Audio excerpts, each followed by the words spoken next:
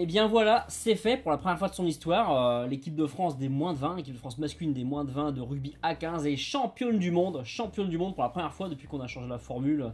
C'était en 2008, je crois que la formule a été changée, c'est plus tous les 4 ans, c'est tous les ans maintenant. Championne du monde 33-25 en battant l'Angleterre. Il y avait 8-14 à la mi-temps, on menait déjà à la mi-temps. Et donc voilà, c'est un beau succès pour le rugby français dans une finale globalement maîtrisée. Les Anglais n'ont vraiment su jouer que par séquence. De temps en temps, ils ont été capables de faire des choses intéressantes. Mais sinon, sur la longueur, c'était pas forcément une super équipe d'Angleterre.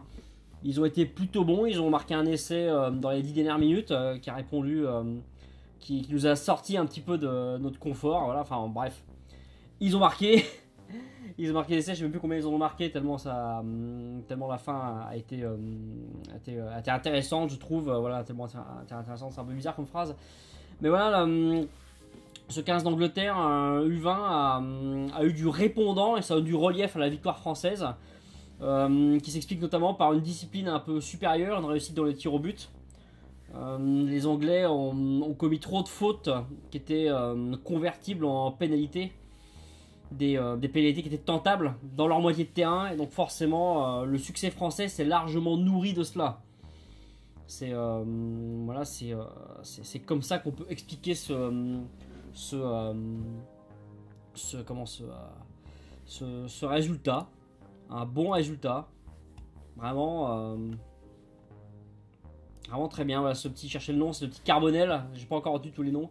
Petit Carbonel qui a pris les points au pied à son compte, et il a été très bon également plutôt dans la direction du jeu, mais globalement on a eu une bonne équipe sur le terrain. J'ai pas forcément envie de ressortir plus que ça un joueur. Vraiment, ils ont été plutôt efficaces. La mêlée plutôt bonne, même si sanctionné une fois. Vraiment une mêlée plutôt très très bonne. Une touche aussi qui a été plutôt conquérante. Et un jeu au pied aussi, pareil, pour faire le tour des fondamentaux, un jeu au pied qui a été plutôt correct, quand même, il faut le dire. Dans les rucks, on a su dégager notre épingle du jeu. C'est quand même toujours très important, sachant qu'il y a presque 100 rucks, voire plus, dans un match de ce niveau-là. Donc c'était quand même important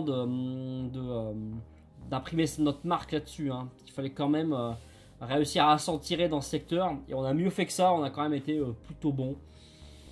Dans l'animation offensive, sinon, je l'ai trouvé plutôt intéressant aussi. Il y a eu à un moment un mauvais choix qui m'a un peu fait hurler, avec un énorme surnombre qui a été oublié, c'est un petit peu dommage.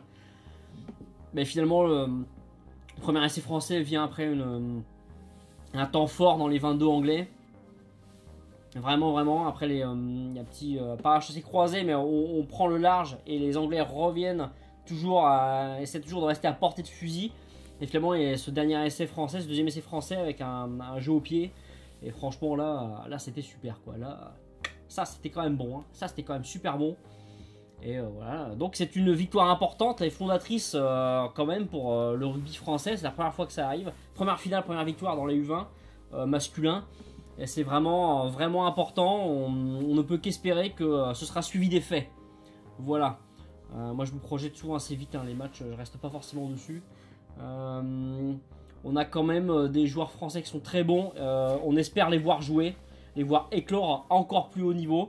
Et bien sûr, et ils ont dit les commentateurs, mais c'était pas super les commentateurs, ils ont quand même beaucoup parlé de 2023, où évidemment ces joueurs-là vont arriver à plein potentiel, c'est dans 5 ans.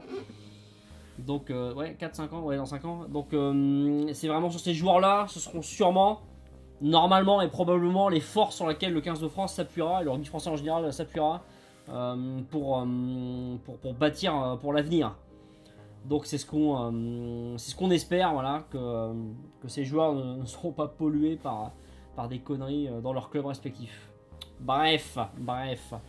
Bravo à eux, parcours difficile. Contre l'Irlande, c'était quand même délicat. Et puis il y a eu cette victoire quand même contre l'Afrique du Sud qui était relativement convaincante. La victoire, bien sûr, contre les Géorgiens juste avant, évidemment, mais contre les Néo-Zélandais, quand même très intéressant. Les Néo-Zélandais qui finissent 4ème, ils sont battus par l'Afrique du Sud en demi-finale. Et donc cette finale remportée, ça fait quand même super plaisir. On n'a pas forcément d'énormes occasions de se réjouir dans le rugby français en ce moment. Et ça, c'est plutôt cool. On a quand même une équipe vraiment bonne, quoi. Vraiment bonne. Et de moins sur cette compétition et sur ces matchs. Et donc voilà, on espère toujours plus. On espère que les suivants seront aussi bons. Et on espère que ceux-là trouveront leur place dans le rugby français et permettront à ce dernier de briller de mille feux, n'est-ce pas? Sur ce, j'aurais pas forcément grand-chose d'autre à dire sur ce match. Au début, j'ai pu le suivre que d'un œil parce que j'étais un petit peu occupé. Mais sinon, c'est quand même vachement bien, quoi. C'est quand même vachement bien. Ce qu'ils ont fait, bravo les mecs, bravo les mecs. Voilà, pas un match ultra méga flamboyant, mais un match vraiment de bon niveau. Surtout contre les Anglais, ça faut quand même le dire, ça fait quand même super plaisir. Sur ce, je vous laisse. Ciao, bye.